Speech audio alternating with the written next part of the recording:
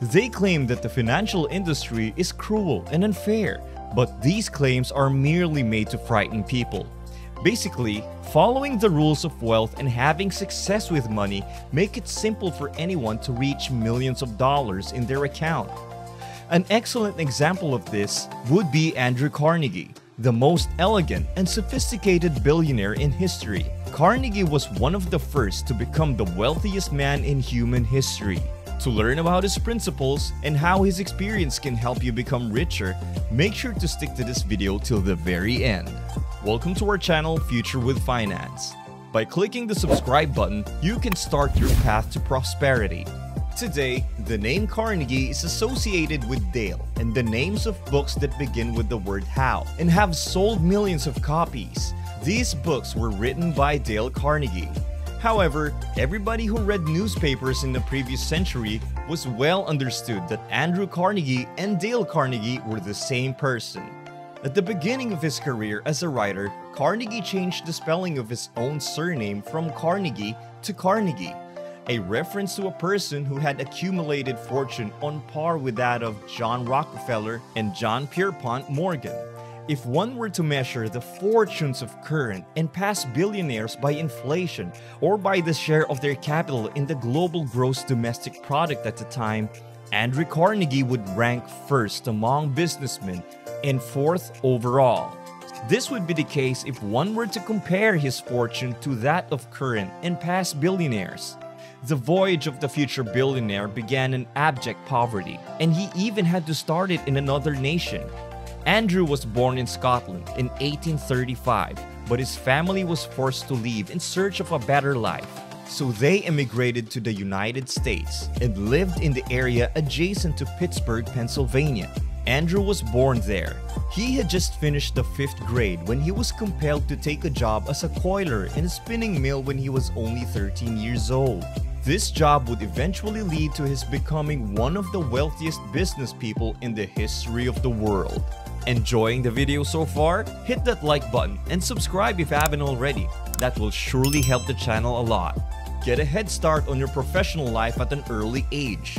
Being young, the following position that Andrew held was as a boiler stoker in the basement of a factory. This task was more simpler than winding wire and getting paid an additional $2. Soon after that, he was given a position in the office due to the fact that he had such lovely handwriting. After escaping that factory-filled nightmare, another adolescent would have found it easy to settle down. But not Andrew. He left the tranquil office utopia to pursue a career as a courier on the streets. During the time period, there were still companies operating telegraphs. It would appear that he had nothing to do with the take-it-or-leave-it attitude. To get an idea of how unique this was for a young person who came from a working-class family, consider the fact that there were no how-to classes offered at the time and that Andrew's schooling only went up to the 5th grade. This will help you understand how remarkable the situation was. Despite this, he would visit the public library once a week in order to check out a fresh book.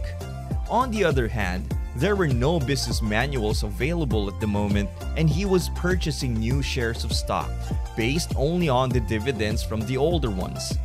Because the United States was essentially beginning from scratch, it was imperative that they build their infrastructure from the ground up. On the other hand, the hunt for oil was an enterprise that required venture money during that time period.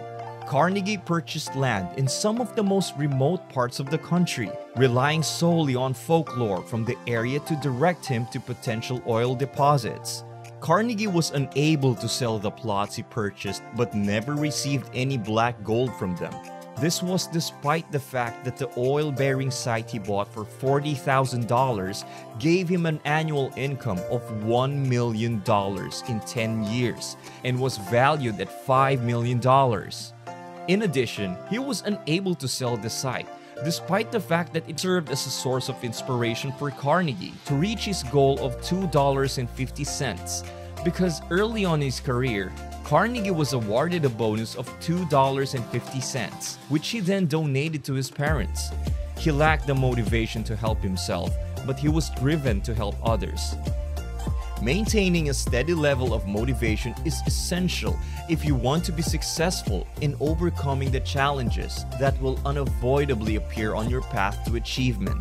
Carnegie's life course was completely redirected as a result of hearing the story of an elderly man whose history was littered with horrible events. The citizens of the town felt sorry for him, but the elderly man replied, "Yes, my friends, everything you say is true. I have lived a long life full of misery, but there is one curious fact. 9/10 of my troubles were not really there." The human brain has a propensity to anticipate the worst-case scenarios and behave accordingly. But in reality, the majority of the imagined negative outcomes do not occur. Carnegie was able to achieve great success by taking the risks that were necessary due to the fact that he overcame his fear of the unknown. One day, a young man stopped by Carnegie's office in order to engage in conversation with him and gain further insight into his accomplishments.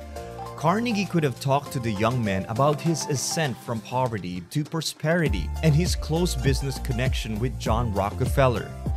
Carnegie believed that the most important trait in his life was the capacity to laugh in the face of adversity and to smile regardless of the circumstances.